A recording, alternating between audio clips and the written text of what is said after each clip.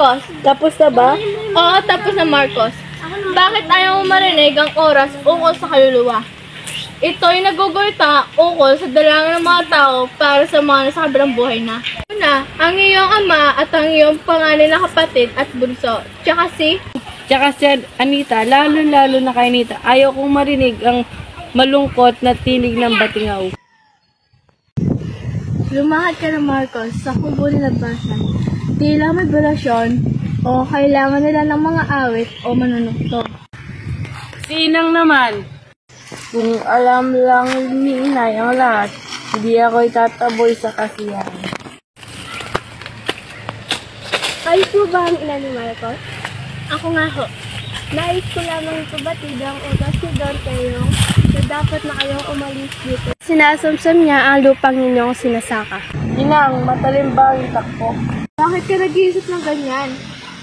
Kung tayong dalawa na lamang ang nabubuhay dito sa daigdig. Si Anita ay lihim na naging kasintahan ni Marcos, mahigit ng 1 taon noon. Sa nang dumating si Anita sa kanilang bayan, buhat sa pag-aaral sa isang kolehiyo ng mga madre sa Maynila. Si Marcos ay nagsimpa na ng malaking pag-ibig sa kanya. Alam ni Marcos ang kaniyang kalagayan na halos ay lumaki sa ibabaw ng kalabaw. Marcos, Anita, nagbalik ka. Kamusta ang iyong pag-aaral ng kolehiyo ng pagbumadre sa Maynila? Eto, nakatapos na. Marcos, andyan ka pala. Ano ang iyong binabasa? Isang nobela, Anita. Halika, samahan mo akong bumasa.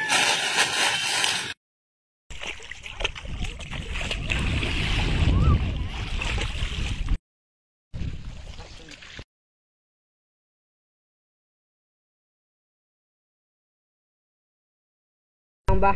Oo, salamat sa pagkita. Marcos, matagal na kitang iniibig. Anita. 30 araw ang tanin na mag-ina upang lisanin ng lupang gayong ang sabi ay ari ng kanilang ninuno. At binubuhisan na nila at sinasumsam pa ngayon. At saka silang mag-ina ay tinataboy. Sino ang hindi magdadalang puwat sa gayong pagkabuktutan dahil sa kanyang ina, natutong magtiim si Marcos ng kanyang galit. Wait lang.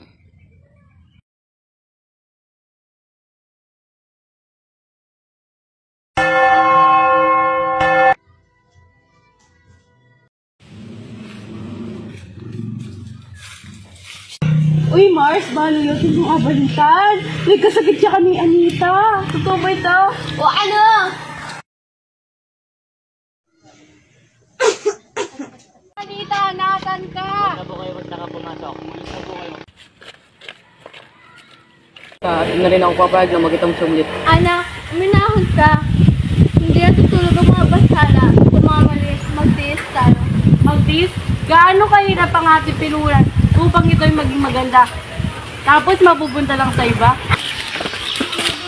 Marcos, 2 linggo na lamang natitirang taning sa pagtutuos yung dalawa ni Don Teyong. Huwag kang mag-alala, Inang. Nalaglag na po mga daon sa kanyang panahon. Walang alipin kung hindi magpapalipin.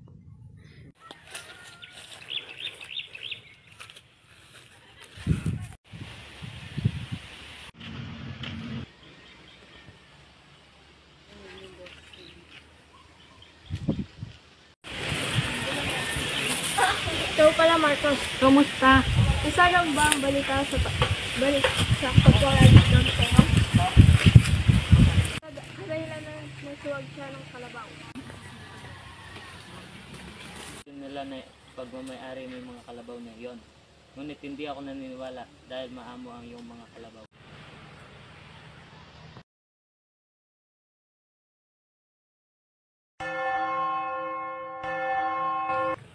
Mapalad ang mga harap na walang Panginoon.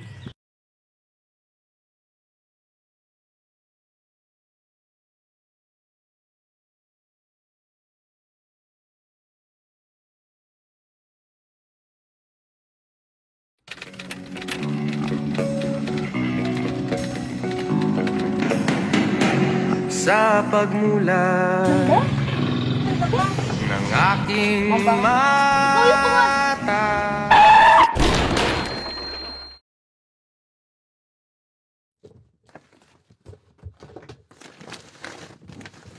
Oh, magising na ba yung kapalag mo? Tabalo! Ayan, tabalo! Upo na!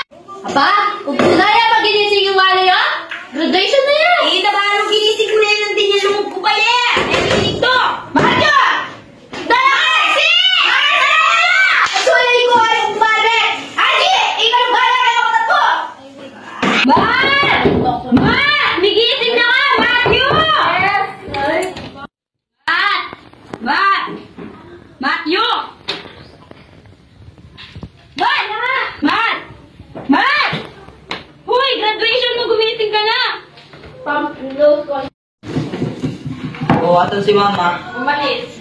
Pumunta. Namalayin yung malama. Oh, Matthew, maligo ka na. Ngayon ka lang gumising. Tinanghali ka na. Graduation mo na.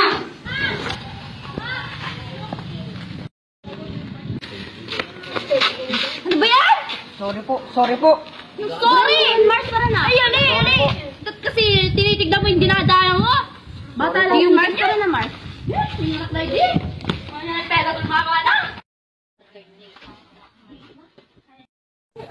Ay, tsaka mga madam. Arinig ba yung tungkong? Fresh lang. Ay, ni pa set. Kaya balo mag-graduating anak mo eh. Pwede na na. Ay, di pa Mars, opo.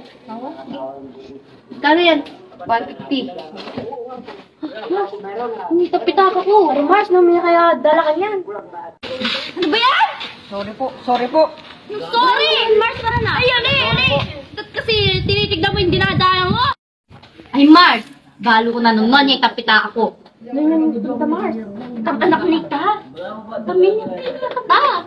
Mga nangyari ka na, Mars. Di worry. Si balag na ako. Hindi naman siguro makanta, Mars. Ay, makanin tayo tabi. Kung wala na, madam.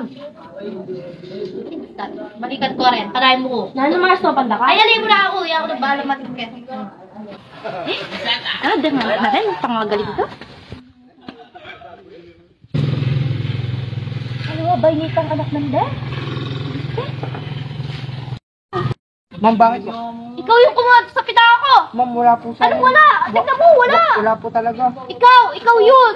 Po, wala po. Madam, Wala po talaga. yeah, pina ako ng pitaka ko. Makanya na talaga rin anak din. Kaya, hindi ako kaya kapakulong.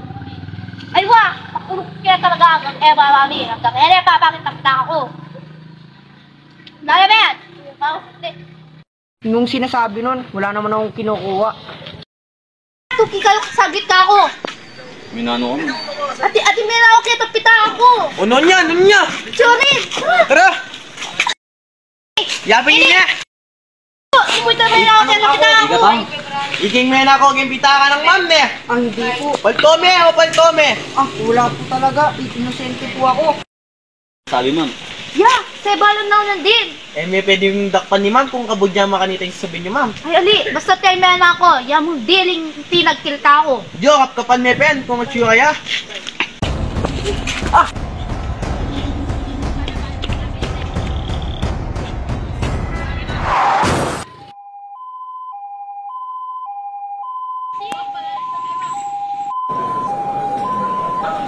Yung driver yan. Ay, waping kawat na pa yung ambulansya. Ayan, saya na yun ma'am, may tering yung wallet mo. Wala naman siguro panagutan kaya. Yung driver ito ma'am, kasi hindi nakakaya. Pwede na umulian yan. Ma'am, pwede may kukuha na ng contact number mo pa ma'am, kung address mo. Para patsiya kay ma'am, nakagastos ka niyan ma'am eh. Sige lang. Mars, may nanong yan. Ako naigit. Nakasan ko pa. Pagpakalala ni madam. Nabalo. Sige ko na minalay, ako na mamayan. Sige, madam. Nakakaritis talaga yung bata na yun. Kung yan ang pena ka mo, yan kasada na yan. Swim na, laki.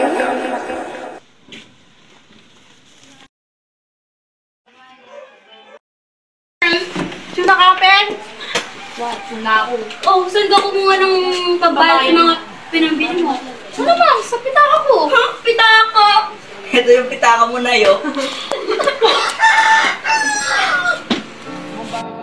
Ikaw yung kumuha sa pitaka ko. Ano wala? Ako wala. Ikaw yun. Inosente ako. Wala po ako ginagawang masama. Mawa kayo. Inosente ako. Wala po ako ginagawang masama. Maawa po kayo. Inosente po ako.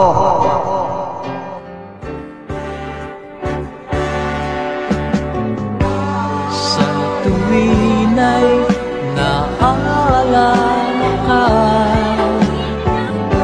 sa pangarap laging kasama ka.